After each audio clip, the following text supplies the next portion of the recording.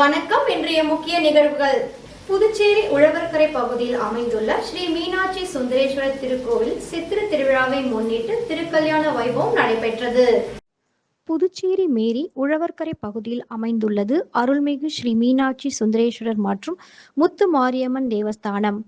இந்த திருக்கோவிலில் சித்திரை பெருவிழாவை முன்னிட்டு திருக்கல்யாண மகோத்சவம் நடைபெற்றது.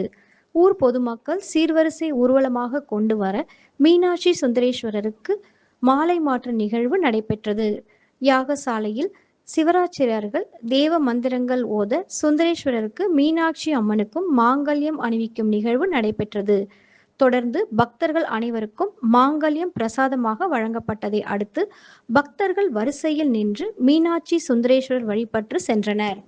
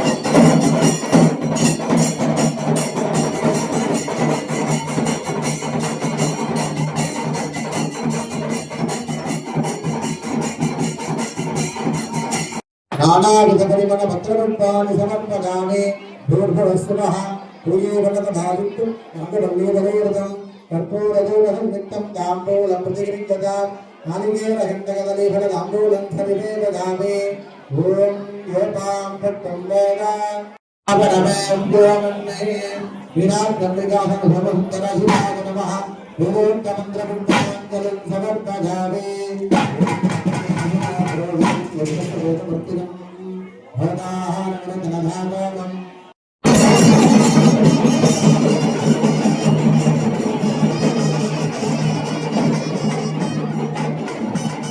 ஸ்ரீ நாகத்தம்மன் ஆலயத்தில் அருள்மிகு ஸ்ரீ சுந்தரேஸ்வரர் மீனாட்சி திருக்கல்யாணம் மற்றும் ஸ்ரீ தேவி பூதேவி வராதர பெருமாள் திருக்கல்யாணம் சிறப்பாக நடைபெற்றது. புதுச்சேரி கொட்டுப்பாளையம் பகுதியில் அமைந்துள்ளது ஸ்ரீ நாகத்தம்மன் திருக்கோவில்.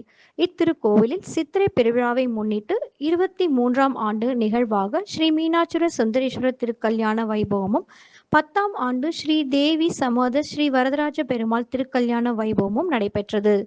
யாகசாலையில் வைக்கப்பட்ட மாங்கல்யம் வேத பாரணியம் பாட சுவாமிகளுக்கு அக்ஷர்கள் அணிவித்து மகா தீபாராதனை காண்பிக்கப்பட்டது.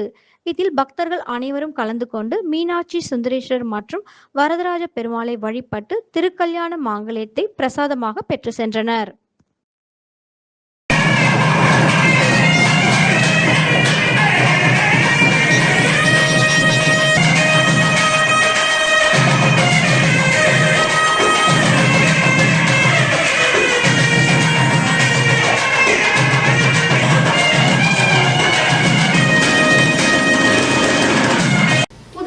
அடையாளத்தை ஒழித்து இந்தியை திணிக்கும் ஒன்றிய பிஜேபியின் அரசின் நடவடிக்கையை கண்டிக்கிறோம். புதுச்சேரி 1954 இந்திய ஒன்றியத்துடன் இணைந்த போது ஜவஹர்லால் நேரு புதுச்சேரியை பிரெஞ்சு கலாச்சாரத்தின் சாரளம் என்றனர். ஆனால் இன்று மாணவர்களின் கல்வியில் பிரெஞ்சு மொழி பாடத்தை அழித்து இந்தியை திணிக்கும் செயலில் இறங்கியுள்ளது மத்தியில் ஆளும் பிஜேபி அரசு. புதுச்சேரிக்கென்று தனியான கல்வி வாரியம் ஏதும் இல்லை. கடந்த பிஜேபி கூட்டணி அரசு ஆட்சிக்கு வந்தவுடன் புதுச்சேரி அரசு பள்ளிகளில் சிபிஎஸ்இ பாடத்தை கொண்டு வந்தது. இது அப்போது பெரும் சர்ச்சையை ஏற்படுத்தியதுடன் மாணவர்களுக்கு பெரும் சவாலாக அமைந்தது. ஆசிரியர்களுக்கும் போதிய பயிற்சி அளிக்கப்படாமலேயே மாணவர்களுக்கு சிபிஎஸ்இ பாடங்களை கற்பிக்கும் நிலை ஏற்பட்டது. இந்த சிக்கல் முழுமையாக தீரும் முன்பாக மற்றொரு அதிர்ச்சியை மத்திய இடைநிலை கல்வி வாரியமும் தன் சுற்றறிக்கையின் மூலம் அனுப்பியுள்ளது. சிபிஎஸ்இ பள்ளியில் படிக்கும் மாணவர்கள் மும்மொழி கல்வி கட்டாயம் கற்க வேண்டும் என்பதும் அதில் 2 மொழி பாடங்கள் இந்தி மொழிகளாக இருத்தல் வேண்டும் எனவும் மத்திய அரசின் கல்வி வாரியம் கட்டாயமாக்கியுள்ளது. புதுச்சேரி மாணவர்கள் தமிழ், ஆங்கிலம், பிரெஞ்சு ஆகிய மொழிகளையும் இயல்பாகவும் விருப்பத்துடனும் கற்று வந்தனர். மாணவர்கள் பிரெஞ்சு மொழியை கற்பதன் மூலம் பல பயன்களை இதுவரை பெற்று வந்தனர். புதுச்சேரியில் இருந்து பிரான்சிற்கு வேலை காரணமாகவும் மேற்படிப்பிற்காகவும் செயல்பவர்களின் எண்ணிக்கை மிகுதியாக இருக்கிறது. இப்போது அரசு கட்டாய மும்மொழி கல்வியின் மூலம் ஒரு மாணவர் 2 இந்தி மொழிகளை ஒரு வெளிநாட்டு மொழியும் தேர்வு செய்ய வேண்டும். அதன்படி தொடர்பு மொழியாக இருப்பதால் ஆங்கிலத்தை தவிர்க்க இயலாது. எனவே மாணவர்களின் பிரெஞ்சு கல்வி கனவு இங்கு நசுக்கப்படுகிறது. மேலும் இந்திய மொழிகள் 2ஐ தேர்வு செய்ய வேண்டும் என்பதால் மத்திய அரசு மறைமுகமாக இந்தியை கொண்டு வந்து திணிக்கிறது. இதே மாதிரியான ஒரு திணிப்பை மத்திய கல்வி அமைச்சகம் உயர்கல்வியிலும் கடந்த 2 ஆண்டுகளுக்கு முன்பு கொண்டு வந்தது. கல்லூரியில் படிக்கும் மாணவர்களின் மொழி பாடத்தை MIL மாடர்ன் இந்தியன் லாங்குவேஜஸ் என்ற பெயர் மாற்றி பிரெஞ்சு இந்திய மொழி இல்லாததால் புதுச்சேரி மாணவர்கள் பிரெஞ்சு பாடத்தை தேர்வு செய்ய முடியாதபடி செய்தனர். பின்னர் நீண்ட போராட்டத்திற்கு பிறகு இது சரி செய்யப்பட்டது. இப்போது பள்ளி கல்வியில் இந்தியை திணிக்க மத்திய பிஜேபி அரசு முயற்சிக்கிறது. இதன் மூலம் புதுச்சேரியின் அடையாளத்தை அழிப்பதுடன் மாணவர்களின் வாழ்வாதாரத்தையும் மேற்கல்வி கனவையும் கேள்விக்குறியாக்கிறது. ஒன்றிய அரசின் இந்தி திணிப்பு முயற்சிக்கு NR காங்கிரஸ் பிஜேபி கூட்டணி அரசு கடந்த காலங்களில் துணையாக இருந்தது என்பது குறிப்பிடத்தக்கது. ஒன்றிய அரசின் இத்தகைய இந்தி திணிப்பு நடவடிக்கையை கண்டிப்பதுடன் இத்தகைய நடவடிக்கையை கைவிட வேண்டும் என்றும் இந்திய கம்யூனிஸ்ட் கட்சி சார்பில் வலியுறுத்துகிறோம். இந்த செய்தியினை தங்களின் மேலான பத்திரிகை மற்றும் செய்தி ஊடகத்தில் வெளியிடுமாறு கேட்டுக்கொள்கிறோம்.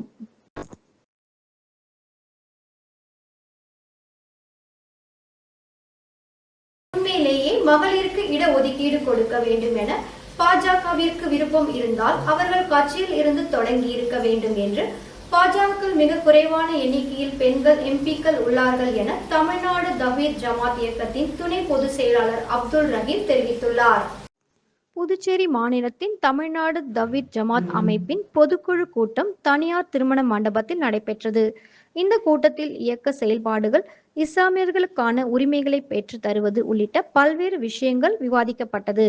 அதைத் தொடர்ந்து புதுச்சேரி மாநிலத்தில் தவ்ஹீத் ஜமாத் நிர்வாகிகள் புதிதாக தேர்ந்தெடுக்கப்பட்டனர்.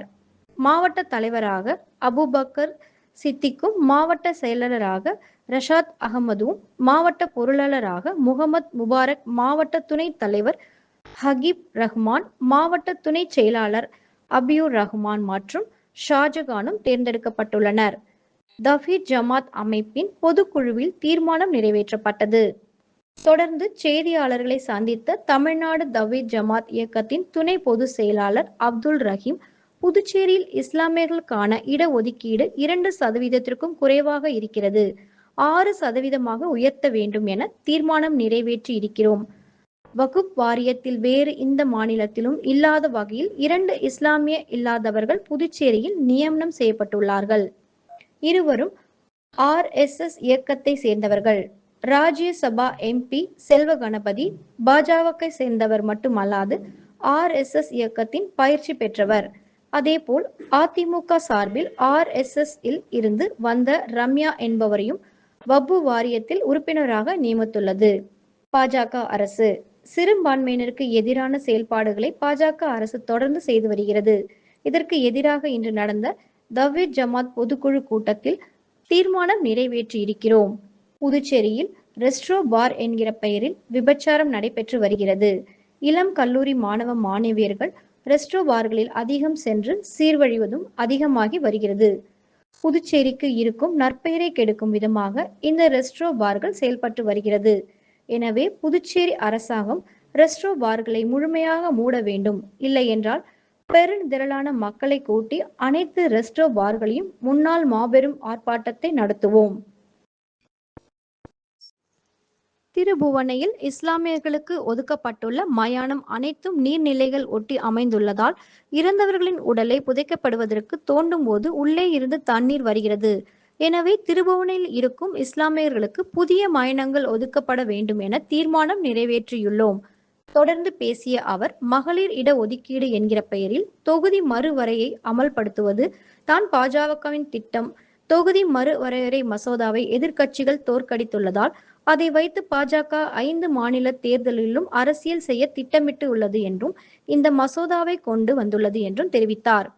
உண்மையிலேயே மகளிருக்கு இடஒதுக்கீடு கொடுக்க வேண்டும் என பாஜகவிற்கு விருப்பம் இருந்தால் அதை அவர்கள் கட்சியில் இருந்து தொடங்கி இருக்க வேண்டும். பாஜகவில் மிக குறைவான எண்ணிக்கையில் எம்பிக்கள் பெண்களாக உள்ளனர் என்றார்.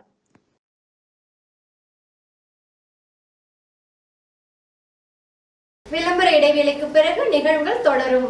முத்து சில்க் ஹவுஸில் வருடாந்திர சிறப்பு தள்ளுபடி விற்பனை மார்ச் 1 முதல் ஏப்ரல் 15 வரை 60% வரை சிறப்பு தள்ளுபடி.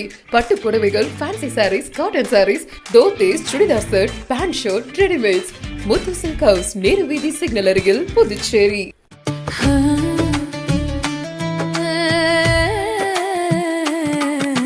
சம்மர் வெயில் காயுது, வேர்வையிலே உடல் நோவுது, கேள்வி ஏதும் கேட்காம ஏசி வாங்கி போடு.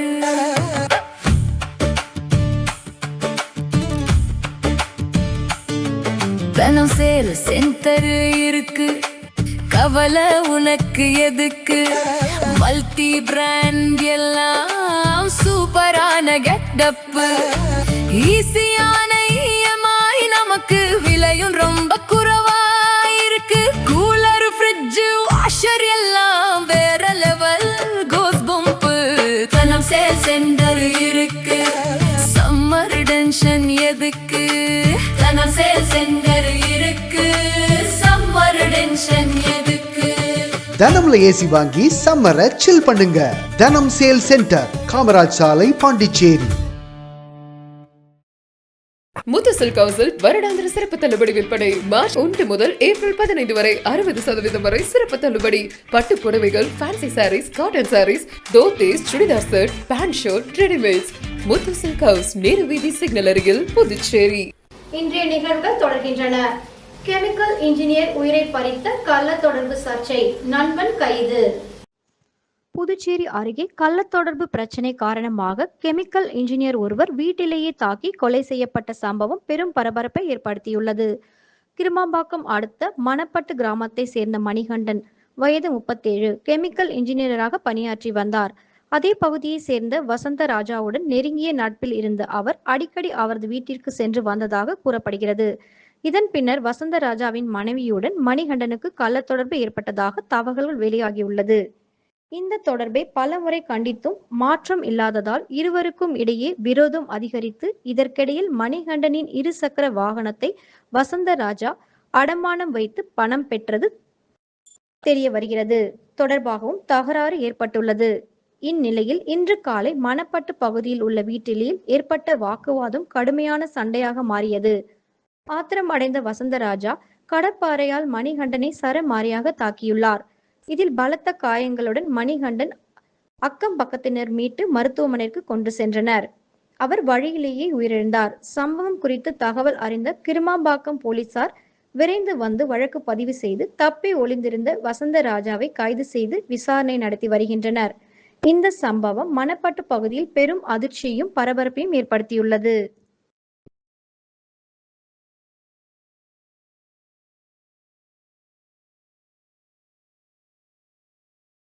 புதுச்சேரி ஆனந்த ரங்கப்பிள்ளை தோட்டத்தில் எழுந்தருளி இருக்கும் ஸ்ரீ நவநீத கிருஷ்ணன் திருக்கோவிலில் சித்திரை திருவிழா பிரம்மோற்சவ திருத்தேர் வீதி விழா நடைபெற்றது.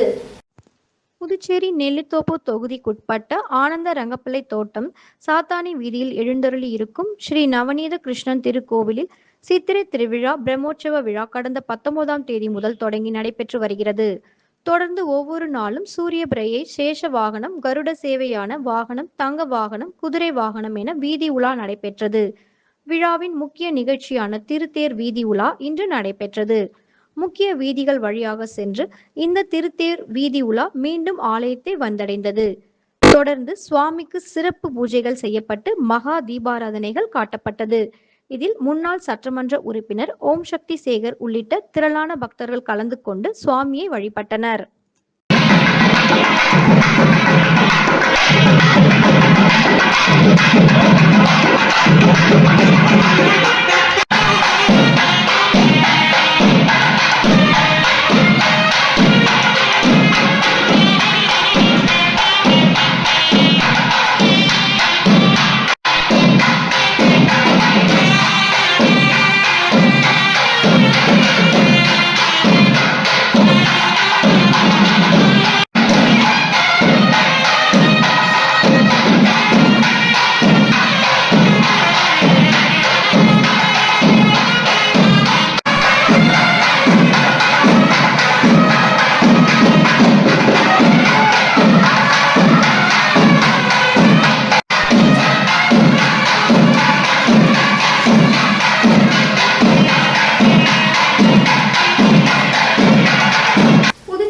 கொம்பாக்கத்தில் Bright India education and charitable Trust சார்பில் பொது மக்களுக்கு அன்னதானம் வழங்கப்பட்டது.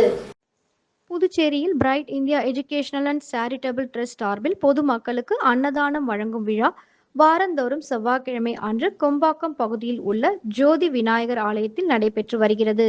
Bright India education and charitable trust தலைவர் ராஜவேலு தலைமையில் அன்னதானத்தை தொடங்கி வைத்தார். இந்த நிகழ்ச்சியில் அறக்கட்டளை நிர்வாகிகள் பலர் கலந்து கொண்டனர். இந்த அன்னதான விழாவில் சுமார் 300க்கும் மேற்பட்டவர்களுக்கு அன்னதானம் வழங்கப்பட்டது.